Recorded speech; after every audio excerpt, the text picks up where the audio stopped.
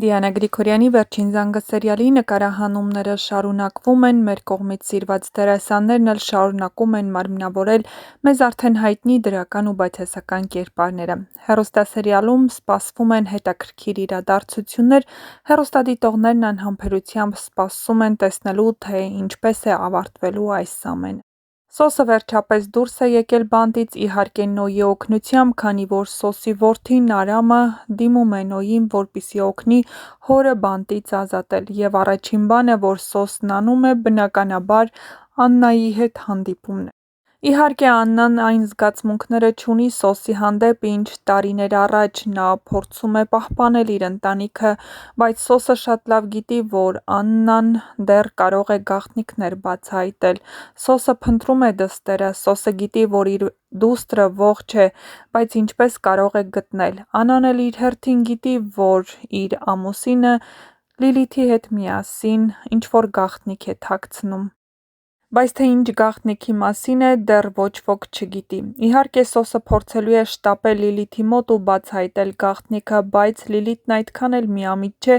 և չի պատրաստվում Սոսի առաջ բացել այդ գաղտնիքը, քանի որ շատ լավ գիտի, եթե Սոսն իմանա, որ Անգելինան իր ու Աննայի դուստրն է, նա ընդհանրապես կկորցնի Սոսին, չնայած առանց այդ էլ նա կորցրել է։ Անգելինան էլ հասկանում է, որ մեղք է գործել Հենրիի հետ հանդիպումով և ինքն իրեն խոստանում է, որ այլևս չի հանդիպի Հենրիին, քանի որ Հենրին ամուսնացած է Բետիի հետ, իսկ ինքը նշանված է Նոյի հետ։ Հավանաբար ընդունում է Նոյի ամուսնության առաջարկությունը, ինչպես ավելի վաղ տեղադրել էինք տեսանյութ, որտեղ երևում է, թե ինչպես Անգելինան հարսանեկան զգեստ է կրում և ամուսնանում է Նոյի հետ։ Իհարկե այդ ամուսնությունը ոչ Նոյին, ոչ էլ Անգելինային երջանկություն չի բերի։ Անգելինան փախչում է իրականությունից, քանի որ ոչ մի հարսանեկան զգեստ զույգին երջանկություն չի բերի, եթե նրանցից մեկը չի սիրում։ Նրանք ոչ մի կերպ չեն կարող փախչել իրականությունից և օրերից մի օր դեմ հանդիպման են գնալու իրական ճշմարտությանը։ Իսկ ինչ է տեղի ունենալու, եթե Անգելինան պարզի, որ Հենրին էլ է իրեն խաբել և այսքան ժամանակ իմացել է, թե ով է նրա կենսաբանական ծնողներն ու չի ասել։ Ինչպես է Հենրին նայելու Աննայի աչքերի մեջ, երբ պարզվի, որ նա գիտի, թե ով է Աննայի դուստրը և ընդհանրապես ով է Անգելինան։ Ինչով է Հենրին տարբերվում Միքայելից։ Միքայելը տարիներ առաջ կատարել է այդ մեղքը, իսկ Հենրին այժմ թաքցնում է բոլորից։ Դե ինչ, կիսվեք ձեր կարծիքներով ու դիտեք նկարահանման հրապարակից կադրերը։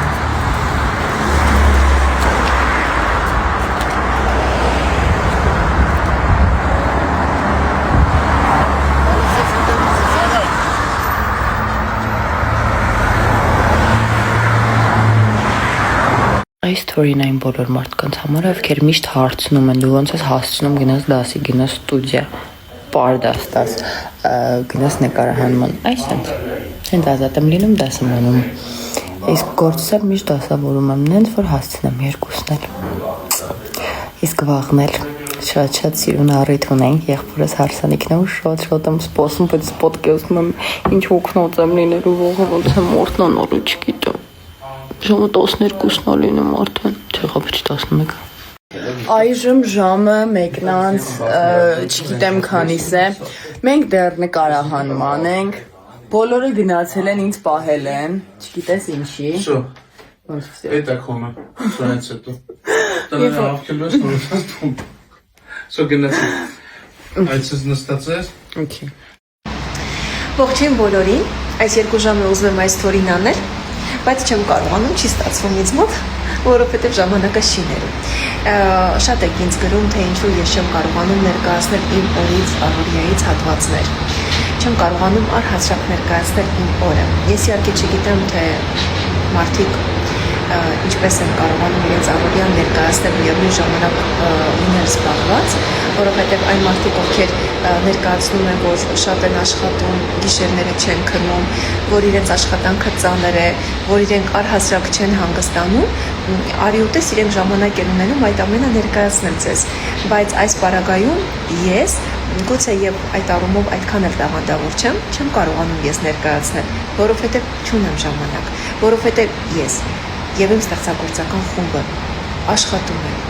ամեն օր 24/7, այո, չենք քնում, այո, աշխատանքը ծանր է։ Ուրեմն, մյուս շաբաթ հրավիրված եմ ավետի հաղորդմանը, պետք է այնտեղ երգենք։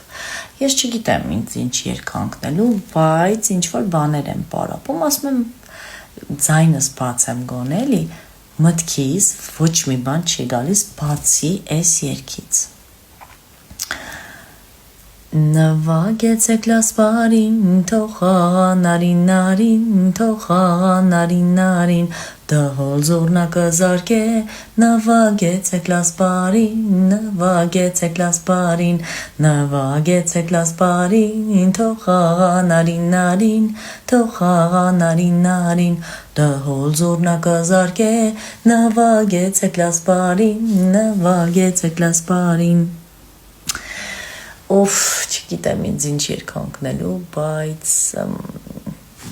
էս է իմ ճաշակը։ Ես արդեն հասա աշխատանքի, քանի որ մեր մենահամերգի չի սպասում եւ մնացել է ընդամենը 2-3 օր, դեռ ծնունդի հետևանքները կան, իսկ ձեզ ուղղակի եկել եմ շնորհակալություն հայտնեմ այն բանի համար, որ այդքան սիրալիր եք, այդքան ջերմ եք, ես շատ սեր ու ջերմություն եմ ստացել ձեզնից, լիքը լավ բարեմաղթանքներ, ինչի համար շատ շնորհակալ եմ։ Ես ուզում եմ, որ կրկնապատիկը դուք ունենաք, շատ սիրում եմ ձեզ ու եւս մեկ անգամ շնորհակալություն իմ օրը տոն դարձնելու համար։ Ողջույն բոլորին, այսօր ֆուտբոլային տրամադրություն է բոլորիս մոտ ու բոլոր նրանք, ովքեր ինձ ճանաչում են, շատ լավ գիտեն, թե ես որքան եմ երկրպագում Քրիստիանո Ռոնալդոին, բայց դա կապ չունի, ես գնալու եմ մարզադաշտ եւ երկրպագելու եմ մերոնց, որովհետեւ դա է ճիշտը, որովհետեւ այդպես էլ պիտի լինի։ Ուղղակի կարծում եմ, որ չպետք է մենք հին սխալները կրկնենք։ Եթե հիշում եք, վերջին այցի ժամանակ մերոնք շատ լավ խաղ էին ցուցաբերում, սակայն երկրպագուները զայրացրին Ռոնալդոին, այնքան վանկարկեցին Մեսսի, որ զայրացրին ու արթնացրին Ռոնալդոյի ներսում քնած գազանին։ Եվ միանգամից Ռոնալդոն հետ-տրիկ ձևակերպելով փոխեց ողջ խաղի ընթացքը։